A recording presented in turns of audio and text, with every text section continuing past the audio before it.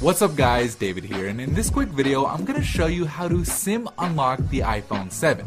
It's worth noting that this method also works for the iPhone 7 Plus and pretty much any other iPhone out there. So the first thing you're going to want to do is turn off Find My iPhone, which you can do by going into the settings, then iCloud, then Find My iPhone, and then flip the switch to the off position. Once you've done that, go back to the home screen and open up the dialer and dial *#06# to bring up your iPhone's IMEI number. Write this number down and make sure that you get it right, as you're gonna need it later. The next step is to get the unique unlock code that your phone needs from an unlocking service, and soon enough you'll get an email that looks something like this, telling you that your iPhone 7 has been unlocked. And from here, all you have to do is enter in an unaccepted SIM card. So basically any SIM card that isn't from the carrier your phone is locked to. So in my case, since the phone is locked to AT&T, I'll enter in a T-Mobile SIM card, and then all you have to do is connect the phone to Wi-Fi, and that's it. Your iPhone will be officially unlocked.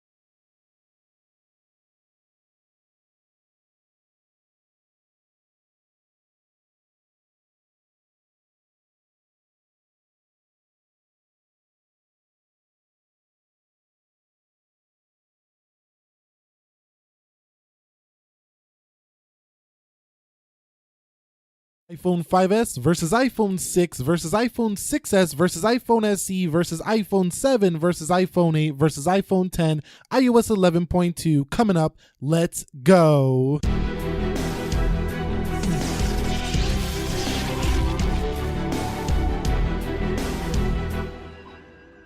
So what is up guys, Nick here helping you to master your technology, and welcome to the iPhone 5S versus the iPhone 6, 6S, SE, 7, 8, and 10 iOS 11.2 speed test. Now the reason I'm conducting this review is because I want to see which one is actually performing the best here on iOS 11.2, the latest official version with the bug releases, excluding the pluses from this video here. If you want to see the pluses comparison, drop that down below in the comments. We're going to speed through some of the tests here. We're going to begin with the boot up on the 5S, and we're going to see how this one does finish. So the Apple iPhone 5S is going to finish with 41.20 on its boot up. So pretty slow here, but it's to be expected. It's a really old iPhone now. It's 2013 smartphone. We're here in 2017 going into 2018. Let's get on with the 6. Now I do have a crack on the screen. I dropped this thing when doing iOS 11 beta something and it just fell and broke, but we're going to see that this finishes with a little bit of a better score of 33.33. So a good bit faster than the 5S, but not too much.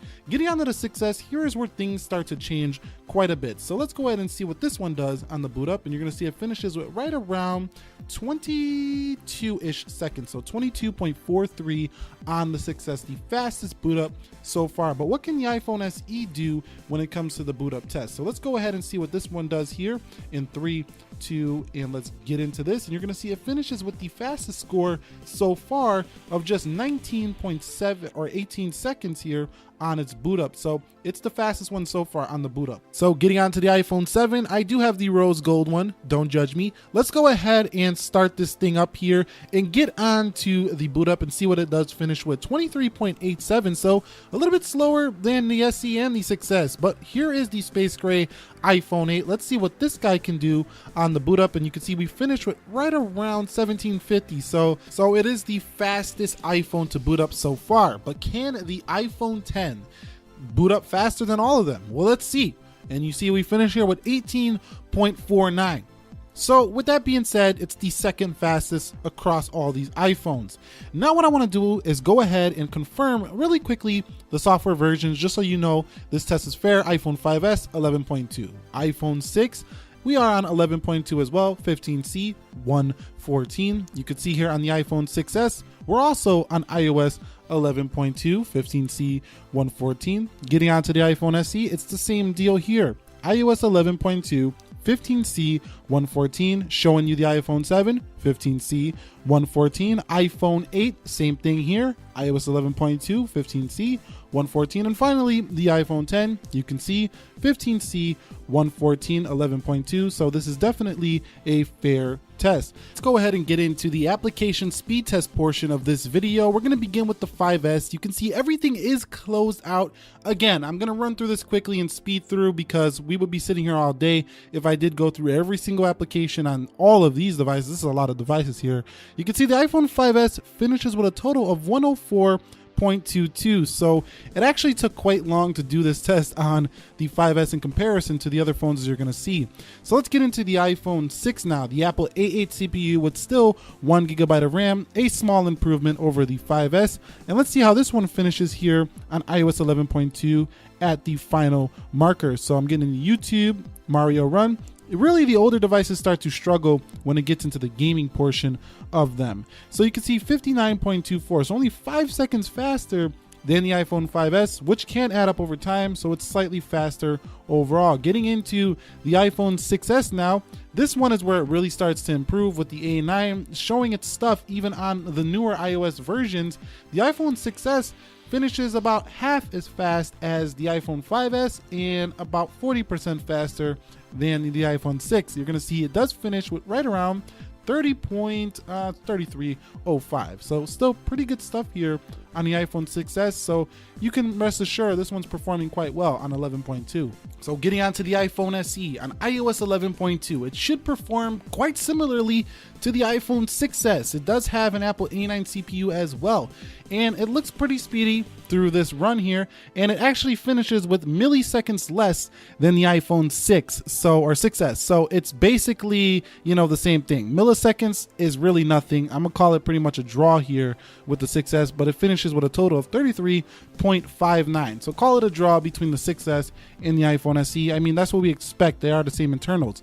Getting on to the iPhone 7 Rosy Gold here, we do have the Apple A10 CPU. This is a Fusion chip, and look at the iPhone 7 just fly through these applications. So maybe Apple is updating the iPhone 7 and above series to be just a little bit faster on their newer versions, or maybe iOS 11 just requires a little bit more power. Who knows? You can see 29.02, and the fastest so far on this test has been the iPhone 7 over the SE and the 6S. Getting on to the iPhone 8 now, we're looking at an Apple A11 CPU with 2GB of RAM.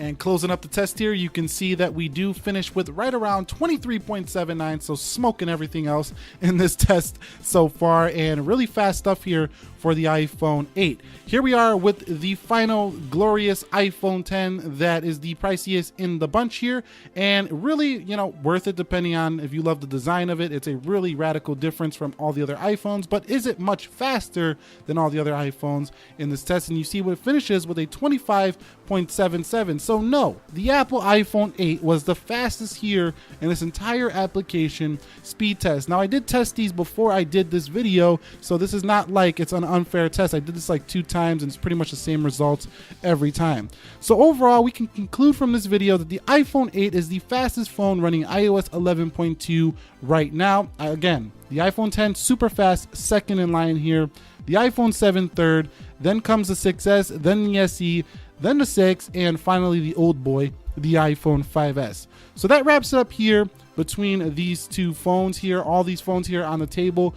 It was a really fun test here, but the older iPhones with the A8 CPU and below are really starting to show their age. They're not really that functional anymore. If you found this helpful, hit the thumbs up for me, and if you're new here, consider subscribing for more, and peace.